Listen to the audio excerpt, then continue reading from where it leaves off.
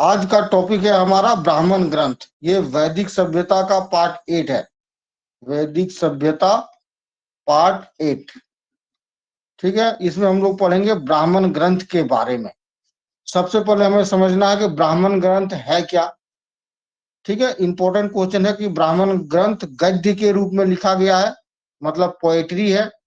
ठीक है, poetry form में लिखा गया है ना, पद्य का इसमें कोई रोल नहीं है।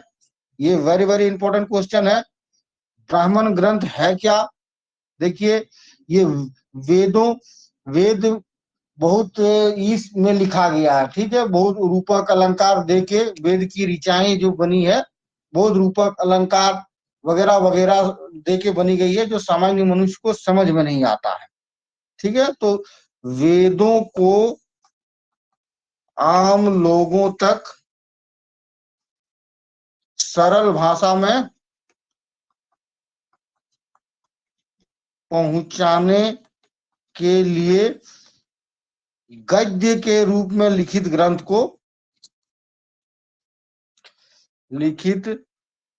को ब्राह्मण ग्रंथ कहते हैं। ठीक है, ग्रंथ को ब्राह्मण ग्रंथ कहते हैं। ठीक है, तो ये मेन चीज है, गद्य के रूप में लिखा गया है, पोएट्री फॉर्म में।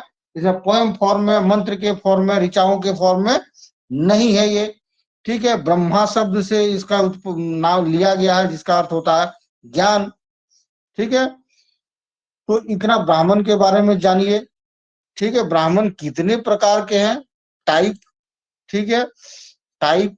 तो ब्राह्मण देखिए, दो कई जगहों पे 8 प्रकार में लिखते हैं, कई जगहों पे 14 प्रकार है, कहीं 9, कहीं 10। तो इसका कोई फिक्सेशन नहीं है। देखा जाए तो अगर सबसे अच्छा उत्तर ब्राह्मण 8 होते हैं। ठीक है, ब्राह्मण 8 होते हैं, यही मान के चलिए। ठीक है, और ये 8 को अब हमें 4 वेदों में डिवाइड करना है भाई। 8 को 4 वेदों में डिवाइड करना है, तो डिवाइड करना है, क्योंकि वेदों के चीज को ही बताता है गद्य के फॉर्म में। तो ऋ ऋग्वेद ऋग्वेद में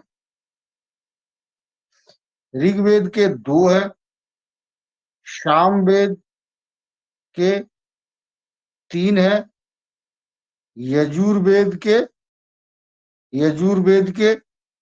देखिए, यजुर्वेद में क्या है भाई, इसका 2 फॉर्म है। एक ही वेद है जो 2 बुक में पाया जाता है, 2 बुक मिला के एक वेद बना है यजुर्वेद। तो यजुर्वेद का 2 भाग है, एक कृष्ण यजुर्वेद, एक शुक्ल यजुर्वेद। ठीक है, तो कृष्ण यजुर्वेद का एक ब्राह्मण और शुक्ल यजुर्वेद का एक ब्राह्मण, तो यहाँ पे 2 होगा। ठीक है, और अथर्ववेद अथर्ववेद का एक ही ब्राह्मण है। ठीक है, तो टोटल जोड़ दो, 8 ब्राह्मण हो गए। याद क्या रखना, यजुर्वेद 2 भागों में बटा हुआ पुस्तक है, इसीलिए दोनों भागों के लिए एक एक ब्राह्मण होगा ही। तो 2 ब्राह्मण इसका होगा। अथर्ववेद का याद हो जाएगा, सिर्फ एक ही ब्राह्मण है। ऋग्वेद का 2, बाकी बच गए 3, तो सामवेद का 3। तो इसी तरह 8 ब्राह्मणों का डिस्ट्रीब्यूशन याद रखें, ये भी क्वेश्चन बनता है। आगे चलते हैं। ऋग्वेद के जो ऋग्वेदा के जो ब्राह्मण है, 2 ब्राह्मण है इसके भाई, एक ऐतरेय, एक कौशितिकी। कौशितिकी कौशितिकी के रचयिता याद रखने की जरूरत नहीं है। कौशितिकी के रचयिता कुशीतक ऋषि, इसी से उसका नाम कौशितिकी पड़ा है। ठीक है, कुशीतक ऋषि। इसके रचयिता महिदास, ये याद रखना पड़ेगा। ठीक है, इसमें क्या होगा भाई, ये ऋग्वेद का ब्राह्मण है, तो ये ऋग्वेद में क्या यज्ञ मंत्र यही सब ऋग्वेद का हिस्सा है। ठीक है, यजुर्वेद में भी यज्ञ यज्ञ है, लेकिन यज्ञ का मंत्र का वर्जन आपको ऋग्वेद में मिलता है। इसमें देखिए, ये ऐत्रेय ब्राह्मण का मुख्य सब्जेक्ट क्या है, राजा का राज्याभिषेक, मुख्य सब्जेक्ट। ठीक है, ये याद कर लिए तो हो गया। राजा वैदिक परंपरा के अनुसार ऐसे नहीं बनता है, उसको दंड मारा जाता है, लाठी मारा जाता है जब राजा बनता है, राजाभिषेक होता है, मुकुट धारण करता है, सिंहासन पर बैठता है कि राजा ये लो दंड, जो इसी एक लाठी पकड़ाता है। बहुत परंपरा होता है कि अगर ये लाठी सिर्फ जनता के लिए के रक्षा के लिए नहीं है, अगर तुम जनता की रक्षा नहीं कर पाए, जनता को अच्छे से रख नहीं पाए, तो ये दंड तेरे लिए है, तुम्हें मारा जाएगा। और राज्याभिषेक के दौरान राजा शपथ लेता है, जैसे अभी हमारा प्रधानमंत्री शपथ लेते हैं संविधान का, इसके अनुसार शपथ होता था कि वैदिक नियम में राजाओं का जो अधिकार दिया गया, जो कर्तव्य दिया गया, उसको पालन करेंगे। यही राज्याभिषेक का तरीका होता था, यही ऐतरेय ब्राह्मण में लिखा हुआ है। और राज्याभिषेक के समय कौन सा यज्ञ होता है? राजसूय यज्ञ। ये इंपॉर्टेंट क्वेश्चन है कि कौन सा यज्ञ राजा के राज्याभिषेक के लिए किया जाता है? राजसूय यज्ञ। तो ये इंपॉर्टेंट क्वेश्चन है कि ऐतरेय ब्राह्मण में का मुख्य विजय, राजा का राज्याभिषेक, राजा का शपथ और राजसूय यज्ञ, तीनों एक ही चीज है। बाकी और यज्ञों का वर्णन कहाँ मिलता है भाई? बाकी और भी यज्ञ है, क्या कई तरह के नाम है, अश्वमेध यज्ञ, वाजपेयी यज्ञ, कई तरह के यज्ञ है। उन यज्ञों को, विभिन्न यज्ञों का वर्णन किसमें है? कौशिकी ब्राह्मण में है। ठीक है, राजसी का इसमें, और बाकी जो यज्ञ बच गया वो कौशिकी में। तो याद करना क्या है, बहुत इजी है। चलते हैं आगे। सामवेद, सामवेद के बताया 3 है भाई, क्या क्या? पंचविश, षड्विश और जैमिनीय। जैमिनीय, बस इतना तो है ही। पंचविश मतलब 25, षड्विश मतलब 26। रचयिता, पंचविश के रचयिता कौन है? महर्षि तांडी। इसीलिए पंचविश को क्या नाम दिया गया है? एक और ग्रंथ बोला जाता है, पंचविश का एक और नाम है तांडई ग्रंथ, ये तांडी के नाम से। ठीक है, इसको पोड़ ग्रंथ, एक और नाम पोड़ ग्रंथ भी कहा जाता है। याद करो या ना करो, लेकिन तांडई ग्रंथ जरूर याद कर लेना, पंचविश का ही नाम है। ठीक है, षड्विश को किसने रचना किया? यही तांडी ने, महर्षि तांडी एवं इनके शिष्यों ने मिलकर। जैमिनीय की रचना किसने किया? महर्षि जैमिनी ने। महर्षि जैमिनी कौन थे? वेद व्यास जिसने महाभारत लिखा उसका शिष्य था जैमिनी।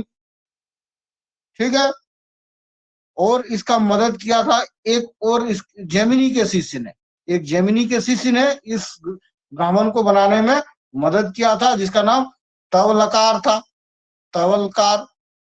ठीक है, तो वेद व्यास के शिष्य जैमिनी ने प्लस जैमिनी के शिष्य तवलकार ने मिलकर जैमिनीय ग्रंथ को की रचना की है भाई। पंचविश का सब्जेक्ट क्या है? मेन सब्जेक्ट तो ये सोम याग है भाई। ये यज्ञ है या याग है मैं समझ नहीं पा रहा हूं, बस इसको रट्टा मार लेना। इसमें क्या है? सर्विस में जो प्राकृतिक आपदाएं हैं, प्राकृतिक आपदाओं का वर्णन है। प्राकृतिक आपदाओं का, प्राकृतिक आपदाओं में भूकंप, भूस्खलन,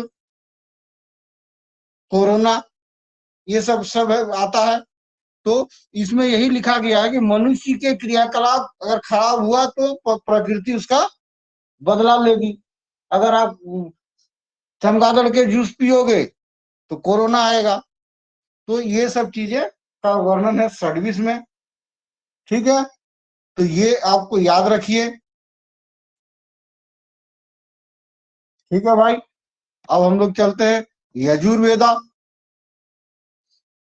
यजुर्वेदा एक ही वेद है जिसका 2 बुक है, 2 भाग है, कृष्ण यजुर्वेद और शुक्ल यजुर्वेद। तो इसका 2 ग्रंथ है भाई।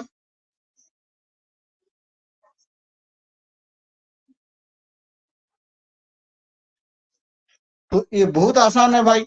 शुक्ल यजुर्वेद का जो है यही स से याद हो जाएगा आपका, कौन सा ब्राह्मण है? शतपथ ब्राह्मण।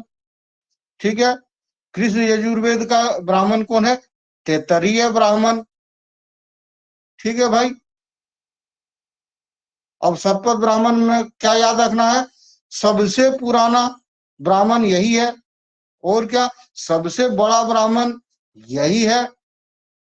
एक इसीलिए सबसे बड़ा है, इसीलिए 104 अध्याय में लिख देता हूं इसका अध्याय कि 104 अध्याय में बना हुआ है ये। ठीक है, सबसे बड़ा है। वो सब देखिएगा 30 40 35 इतने ही अध्याय है, इसमें 140 अध्याय है। ठीक है, ये याद रखना है। इसके रचयिता कौन, शतपथ का, वेरी वेरी इंपॉर्टेंट, कई बार एग्जाम में पूछ दिया है ये। ठीक है, याज्ञवल्क्य ऋषि, याज्ञवल्क्य ऋषि, इसी को इसको रूसेंट में भी एक जगह एक कोने में दे दिया है। ठीक है, तो उस वजह से याद नहीं रहेगा, यहाँ पूरा डिटेल पढ़ेंगे तो आपको सारे याद रहेगा। याज्ञवल्क्य ऋषि ने शतपथ ब्राह्मण की रचना की थी। इसको एक और नाम है बाज स्नेही संहिता के नाम से इसे बुलाया जाता है भाई। ठीक है, आगे इसमें क्या है भाई, शतपथ ब्राह्मण में क्या है इसका सब्जेक्ट, पुनर्जन्म का सिद्धांत। पुनर्जन्म का सिद्धांत, अगर आप गलत काम करोगे तो अगले बार कुत्ता बना दिए जाओगे, अगर सही काम करोगे तो अगले बार फिर से मनुष्य जन्म मिलेगा, या बहुत अच्छे काम करोगे तो आत्मा में विलीन हो जाओगे, परमात्मा में विलीन हो जाओगे। यही पुनर्जन्म का सिद्धांत है इसमें, शतपथ ब्राह्मण में। प्लस जो झारखंड का ऐतिहासिक पुरुष है भाई, क्या नाम है उसका, महाराजा दुष्यंत और भरत। ठीक है, दुष्यंत के बेटे भरत थे, दुष्यंत और इसके बेटे भरत, जिसके नाम पे भारत देश का नाम पड़ा। तो दुष्यंत और भरत के जीवनी है इसमें। ठीक है, उनके कथाओं का वर्णन है, प्लस कृषि ज्ञान है, कृषि के बारे में का वैज्ञानिक तरीके से कृषि करने, मतलब अच्छे कृषि करने का तरीके बताए गए हैं। ये है शतपथ ब्राह्मण में। और क्या है शतपथ ब्राह्मण में, याद रखना है भाई, स्त्री को पुरुष का अर्धांगिनी किस ग्रंथ में, किस ब्राह्मण में कहा गया है भाई, स्त्री पुरुष का अर्धांगिनी है। ठीक है, वो किसमें कहा गया है, शतपथ ब्राह्मण में। ये वेरी वेरी इंपॉर्टेंट है शतपथ ब्राह्मण। अब तैतरीय ब्राह्मण पढ़ते हैं भाई। ठीक है, तैतरीय ब्राह्मण के रचयिता ऋषि वेशम वेशम बायन एंड इसका शिष्य का नाम था तैतरी। ये दोनों ने मिलकर तैतरीय ग्रंथ लिखा है। ठीक है, वेशमपायन एंड तैतरीय ऋषि ने मिलकर लिखा है तैतरीय ग्रंथ भाई। ये कृष्ण यजुर्वेद का है। ठीक है, और इसमें जो मुख्य बातें लिखी गई है कि मनुष्य का व्यवहार देवताओं जैसा ही होना चाहिए, देवताओं जैसा होना चाहिए। ये बहुत फेमस चीज है इसका। ठीक है, ठीक है, इतना आपको याद करना है। उसके बाद आपको क्या याद करना है, गोपत अथर्ववेद का एक ही वेद है भाई, ये कई बार पूछा है, दैट इज गोपथ ब्राह्मण। गोपथ ब्राह्मण, गोपथ ब्राह्मण की ये विशेषता है कि ये दो भाग है, इसका दो भागों में बटा हुआ है।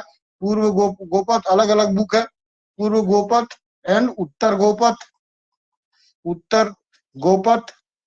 ठीक है, और इसमें जो सबसे बड़ा चीज क्या है भाई, त्रिदेव। त्रिदेव की संकल्पना, त्रिदेव के बारे में इसी ब्राह्मण में बताया गया है, ब्रह्मा विष्णु और महेश। क्लियर, ये इंपॉर्टेंट क्वेश्चन त्रिदेव। आगे हम लोग चलते हैं, कुछ चीजें मैं बताना भूल गया, उसी समय बता देना था। त्रिदेव वाला किसमें है, पूर्व गोपथ में कि उत्तर गोपथ में? ये तो अब बताना बड़ा मुश्किल हो गया मेरे लिए, बस गोपथ ब्राह्मण याद करके रखिए। ठीक है, क्योंकि उसके उतने अंदर जो पीएचडी करेगा वही उसके अंदर जाएगा। ठीक है, आगे और एक चीज क्या, पंचविश ब्राह्मण। जो पंचविश ब्राह्मण में मैंने एक और नाम है, ये बताना मैं भूल गया था। पंचविश ब्राह्मण का एक और नाम है, किस नाम से इसे जाना जाता है, इसको जाना जाता है महाब्राह्मण ग्रंथ। महाब्राह्मण ग्रंथ कौन सा है, पंचविश ब्राह्मण। और षड्वीस का नाम है अद्भुत ब्राह्मण। ठीक है, षड्वीस का नाम है अद्भुत ब्राह्मण ग्रंथ। ठीक है, तो इतने चीजें ब्राह्मण से याद रख लीजिए। ब्राह्मण एक ऐसा छोटा सा चीज थोड़ी ना, बहुत विशाल चीज है। तो हम विशाल चीजों में नहीं जाना है, हमें जितना एग्जाम के भर अंदर कवर करे उसी चीज को का संकलन करना है।